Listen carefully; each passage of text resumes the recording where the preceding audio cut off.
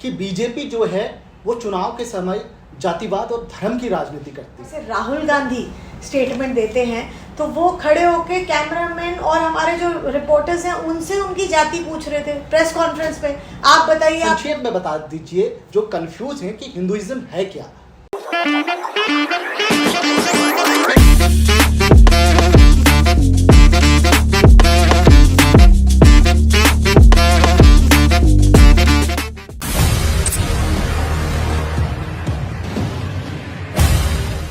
राजनीति यानी राज करने की नीति, ये एक ऐसी कला है, अगर इसमें किसी महिला ने हाथ आजमाया तो एक नया इतिहास रचा है, एक नई छवि गढ़ी है राजनीति की। नमस्कार, आप देख रहे हैं खास बात, मैं हूं देवेंद्र प्रसाद। आज हमारे साथ एक ऐसी ही महिला मौजूद हैं जो 2003 में दिल्ली यूनिवर्सिटी में महासचिव रह चुकी हैं।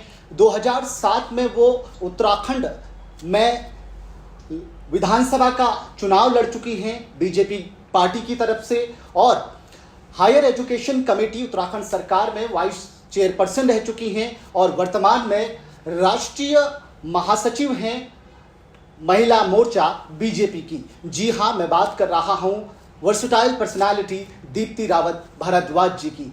दीप्ति जी, सबसे पहले तो बहुत बहुत स्वागत है मुद्दा टीवी में आपका। दीप्ति जी, सवाल मैं वहीं से करूंगा। आप कश्मीर में हैं और कश्मीर से आप 2 दिन पहले ही देहरादून आई हैं, तो सवाल यह है कि क्या कश्मीर में इस बार, क्योंकि लोकसभा के चुनाव चले गए, विधानसभा के चुनाव आने वाले हैं, कितनी संभावनाएं, मैं ये संभावना वर्ड यूज कर रहा हूं क्योंकि आप भी जानते हैं संभावनाओं का खेल है, तो संभावनाएं कितनी दिखाई देती हैं बीजेपी के लिए कश्मीर में? देखिए, भारतीय जनता पार्टी पूरे देश में तो चुनाव लड़ती है, लेकिन कश्मीर एक ऐसी जगह है जो कई चीज़ों में मायने में वो वहाँ पर बहुत चीज़ें नहीं हैं, बहुत चीज़ें हैं। लेकिन जम्मू में हम हर सीट पर चुनाव लड़ रहे हैं, कश्मीर में हम 100% सीट्स पे चुनाव नहीं लड़ रहे हैं।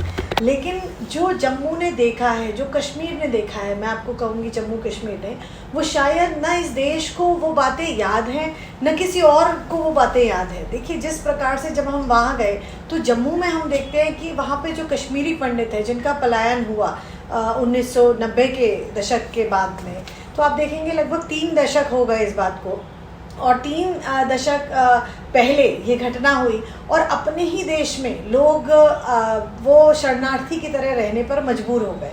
आखिरकार क्यों उनको पलायन करना पड़ा अपनी जगह से, जहां उनके खेत थे, खलियान थे, उनके घर थे, उनके मोहल्ले में उनके लोग रहते थे, बच्चों के स्कूल थे, उनके काम धंधा सब कुछ वहां था। उस सब को छोड़कर खाली हाथ आखिरकार वो क्यों एक जाके कैंप में उनको रहना पड़ गया?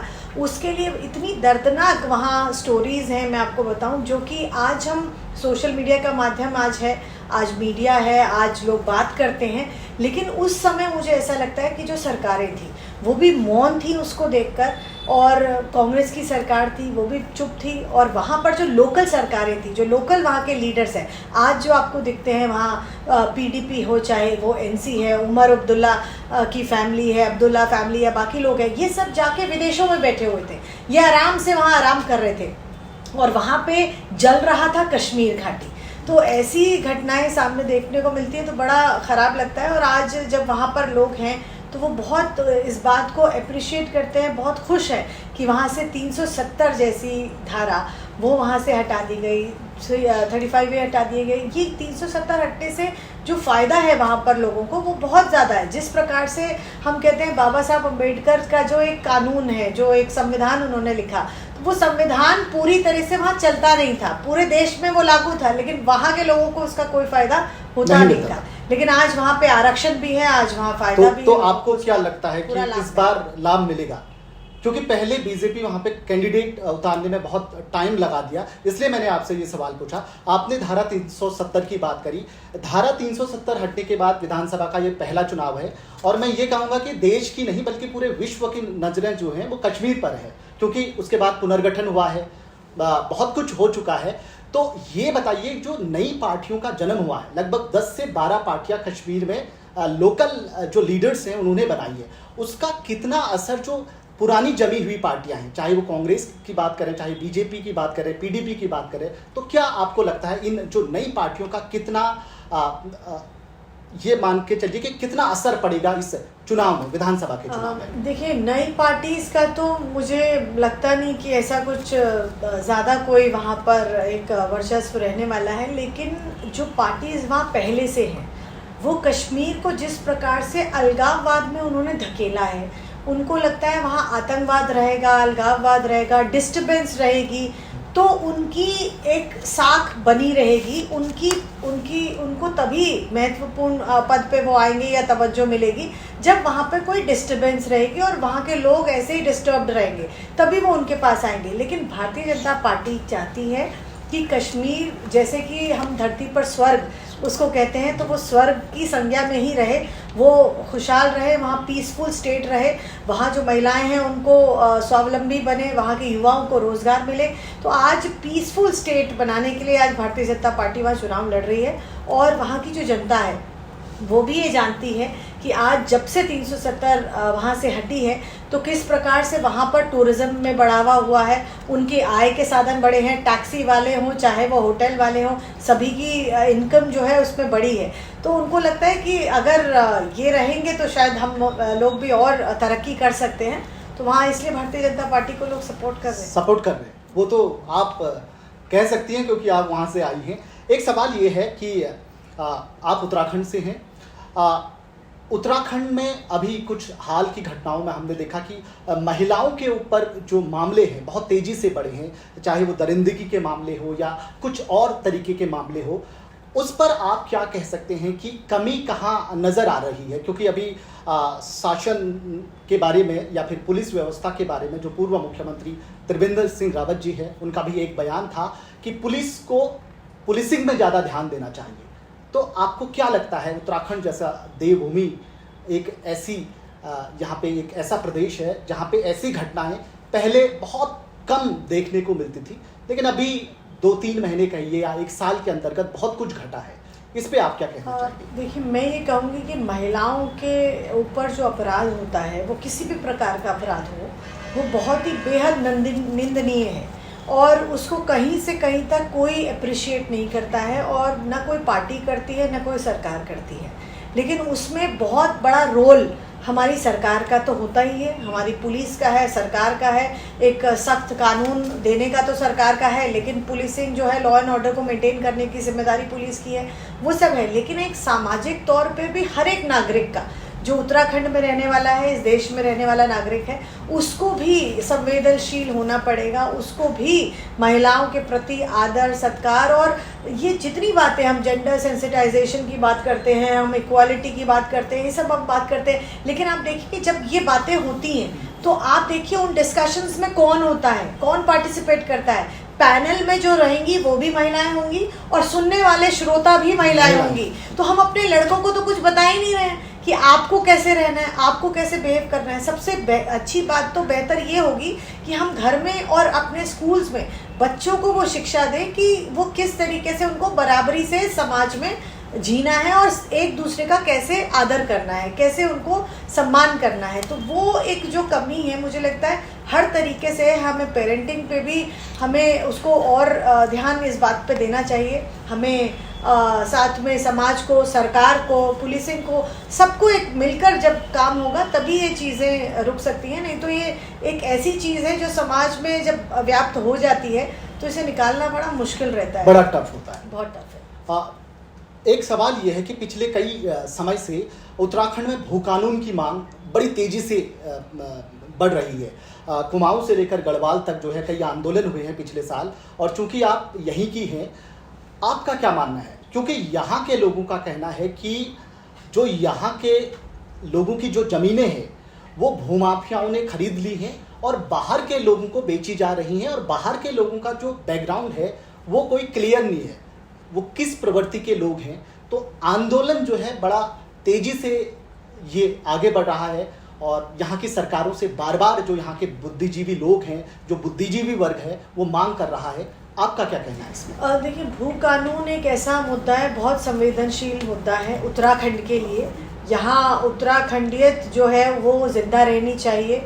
हमारा जो एक कल्चर है, हमारे जो संस्कार हैं, हमारी जो एक संस्कृति है, वो पहाड़ी संस्कृति है, वो कुमाऊं की, जौनसार की, गढ़वाल की संस्कृति है, वो जिंदा रहनी चाहिए। ये प्रदेश इसीलिए बना था और इसीलिए बना है, और सरकार लगातार वो संस्कृति और कैसे आगे बढ़ती रहे उस पर भी काम कर रही है, उसको और बढ़ावा दे रही है। लेकिन जहाँ तक भू कानून की बात है उस पर भी सरकार, क्योंकि बड़ा संवेदनशील मुद्दा है, तो इसके लिए एक कमेटी बनाई गई है। उस कमेटी भी अपना वो काम कर रही है और मुझे लगता है उसमें भी जल्दी से जल्दी जैसे लगेगा निर्णय होगा और एक ऐसे कानून बनकर आएगा, एक ऐसा एक निर्णय होगा जो सर्वमान्य होगा, लोगों को ठीक लगेगा। ऐसा आप मानते हैं? ऐसा मुझे लगता है। एक सवाल खासकर बीजेपी के बारे में विपक्ष उठाता है जब जब चुनाव आते हैं कि बीजेपी जो है वो चुनाव के समय जातिवाद और धर्म की राजनीति करती है।